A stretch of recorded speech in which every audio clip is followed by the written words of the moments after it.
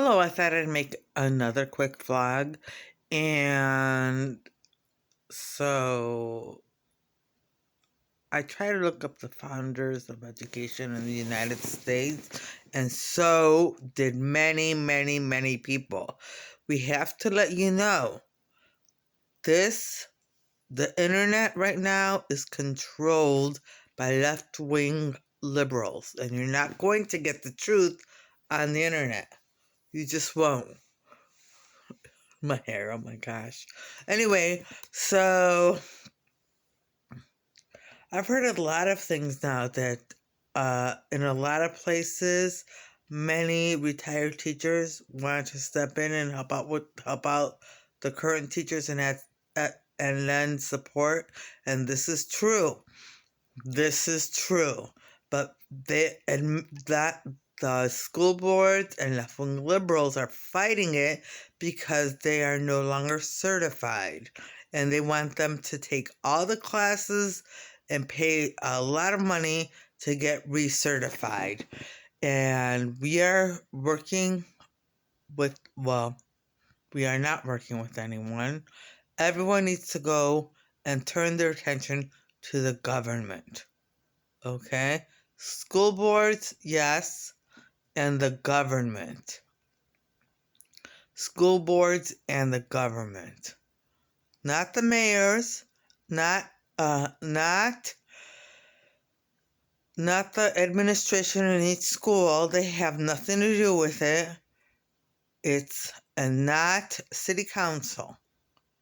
It is the school boards and the United States government. Okay? And that would be a radical change already in the United States schools. I'm sorry, my hair. I'm so sorry to keep playing with my hair, and I won't do it anymore. Yes, that will be a radical change in the United States teaching. You know? Don't get me wrong, I think continuing education is important because I really did participate in a lot of workshops and continuing education and all of that. Just to add to my teaching, and everyone knows you really did go above and beyond, and no one is required to go above and beyond. You just have to meet your state's minimum requirements for recertification if your state requires it. Okay, so now we are asking everyone to turn your attention to the government. Okay? To the government and to individual school boards. Okay? Not the principals, not the administration, not the teachers, and not even the retired teachers. Okay? They should not have to pay a penny. They already worked. They're retired now. They should not have to pay a penny to go back to school so they can be in the classroom. And besides, they're needed almost immediately. They're not needed in 1 or 2 years. They're needed now. The call to action is now. So that's when they're needed. Yes. And so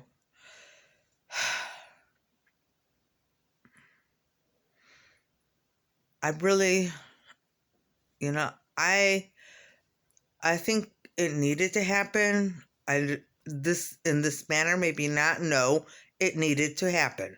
End of story. It needed to happen. People had to realize.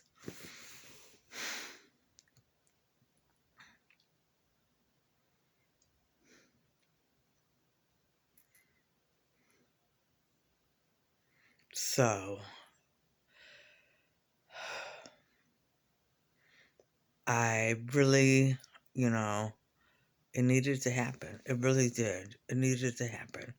And we are letting everyone know that you still, even with a lot of extra help, you still will not achieve what her students and teachers and administrators and parents and communities will achieve in her schools. Okay. Oh, and I hear a lot of people are demanding that the high schools stay open. Yes, they want the high schools to stay open and open at 6 and close at 2. But right now, the way school is funded, there's no way most school districts can do that.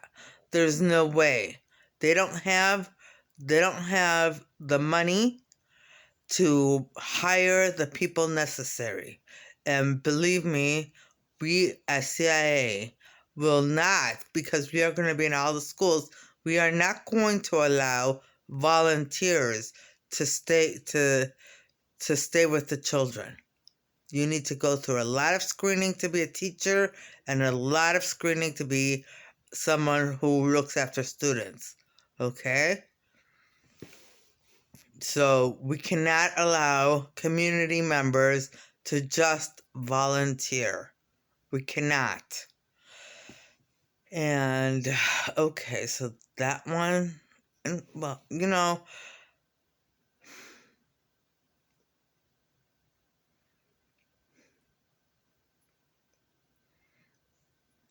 Jesus is guiding me. Okay? Jesus understands. Jesus Jesus understands why so many people are upset and why education has been so important to people throughout the ages. Education is sacred. Education is sacred. Everyone's education is sacred. Everyone's. And I went to public schools, and even though I was not doing well in the high school, I still remember some of the things that I really enjoyed, I did. I enjoyed learning how to make a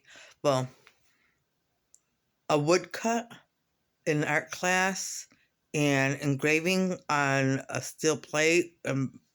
I loved learning that.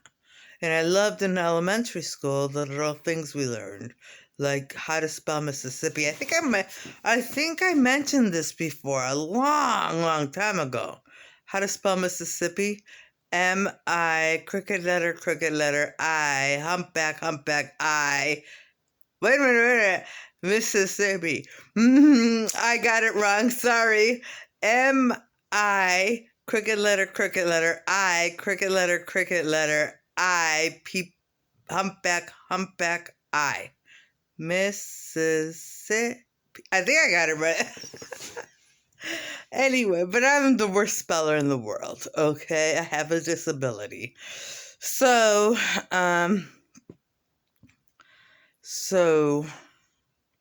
now I just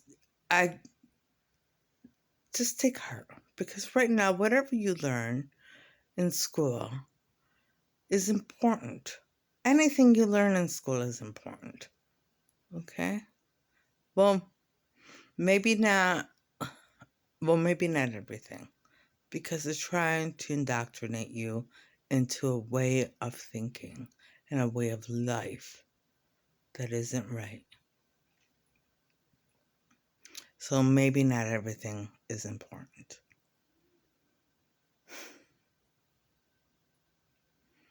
I'm going to pause now because I don't even know what to say. Okay, so I was just thinking, because I really haven't decided or thought of how I'm going to set up the curriculum. Because I learned spiral curriculum and all that. So I'm not going to say anything about the curriculum right now. I still haven't decided. But the approach, the methodology and the approaches that I think would work really well for all subjects would be the same approach to learning your first and second language. So first and second language acquisition, and that's just being part of the world. Okay? So it's all encompassing. It's all encompassing. You learn it at school, you learn it at home, you learn it everywhere you go. Okay? It's all encompassing. That's how you learn a language, because repetition, and that's not to say that it's going to be rote learning. Okay, it won't be rote learning. Not at all. Some maybe some, but just a little bit. Yeah, so, first and second language acquisition, and I studied Grosjean. I don't know how to pronounce it. I really don't. It's a French name, so I'll just say Grosjean. Grosjean, I think. Grosjean. Okay. Anyway, but I studied him at the University of Findlay, and I gave my books away, so I don't have them anymore. Well, we have your books. We have all of our books. We have everything, and we made sure those people who stole our education forgot most of it. They still remember some of it, but we're going to make them forget. Okay? No one is going to steal her education. And we're sorry, we're not going to share the books. Okay? There are many other books that is specific to the University of Findlay and other private schools who teach first and second language acquisition. So there are many, many other books out there and programs that teach first and second language acquisition. But in a nutshell, it is just repetition in your everyday life. Repetition. So at school, well, I haven't decided yet because I have to review first and second language acquisition. So I really know what I'm talking about. But I know that that's probably the best approach. And it is. It's the best approach to learning. Okay? Because okay. And when I said I remembered a little bit more about what I wrote